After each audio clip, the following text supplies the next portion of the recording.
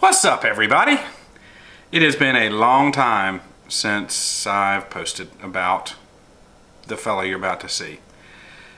Sorry, lots going on, but do a little tutorial on some stuff I learned and then show you what's going on. We'll do a little step.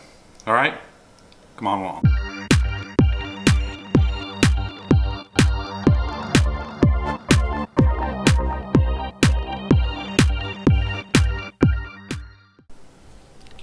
Alright, so you can see here I've been working on the sculpt and I'm very happy with it.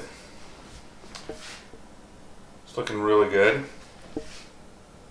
So now comes a couple of cleanup points,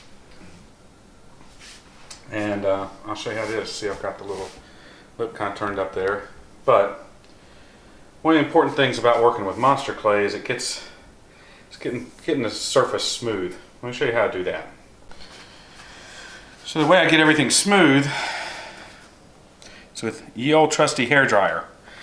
And what I'm going to do is the clay is wax based, and so it just takes a little bit of heat. Your fingers warm enough to kind of heat it up. This is the medium monster clay. So what I'm going to do is I'm just going to heat this up and kind of clean up a little bit of the dimples and all that. So I want to make sure it looks right when it's all done. So here we go, watch.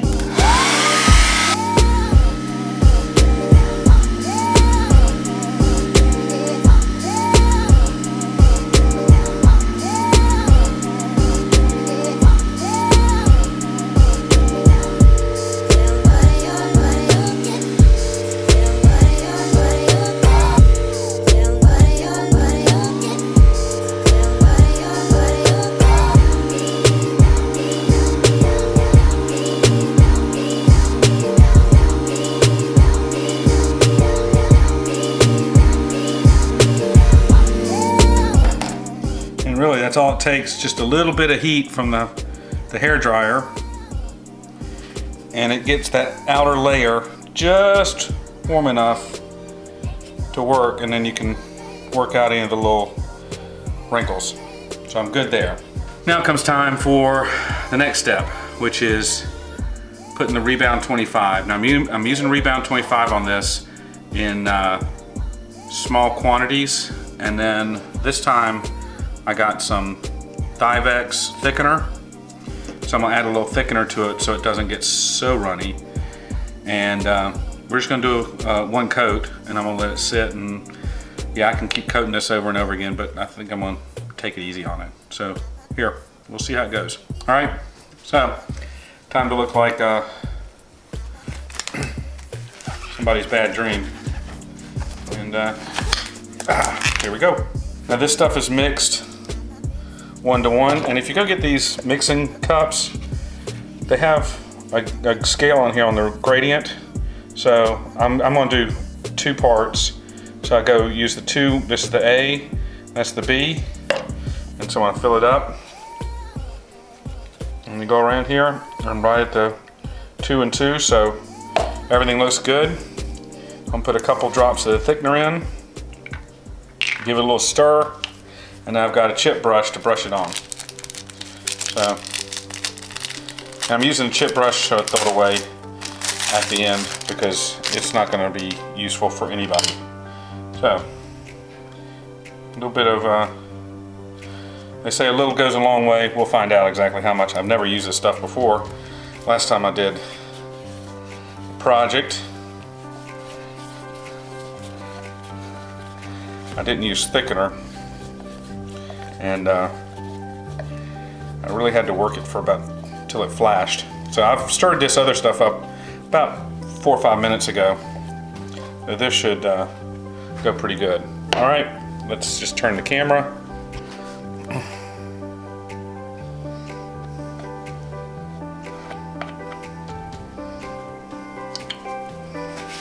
And then we'll just start brushing it on.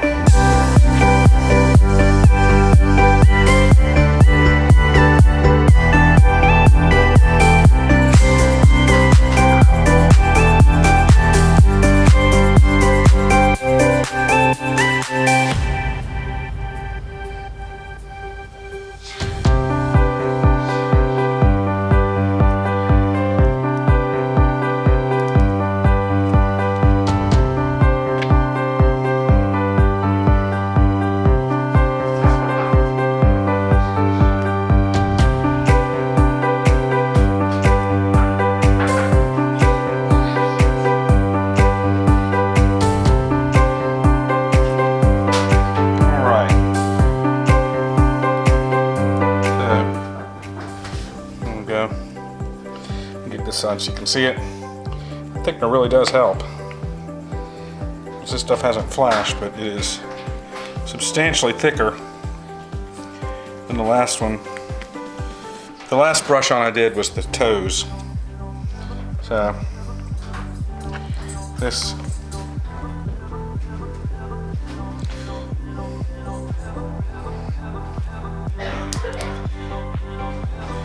make sure you get down in there in the nostrils and just keep brushing it on.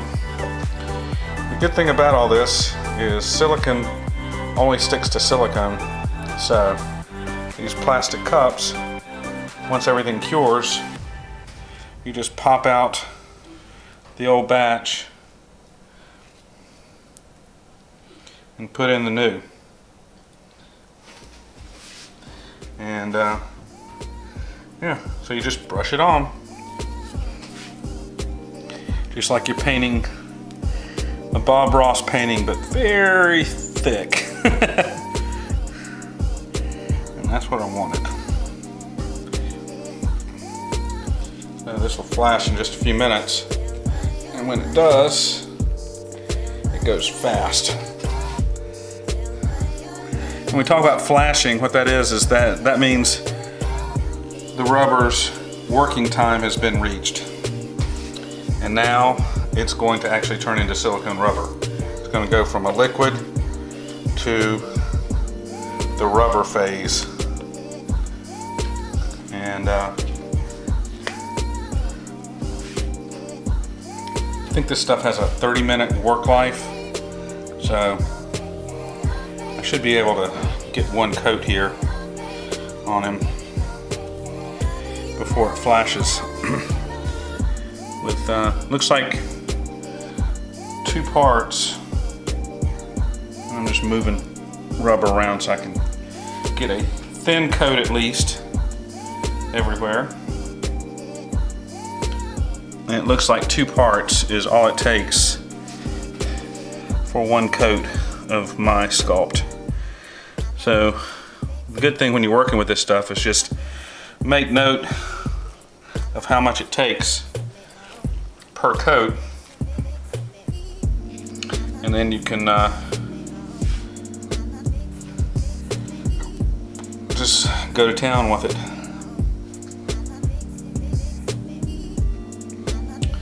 So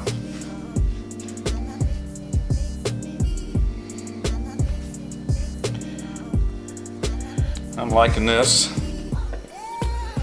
and once I get this painted on,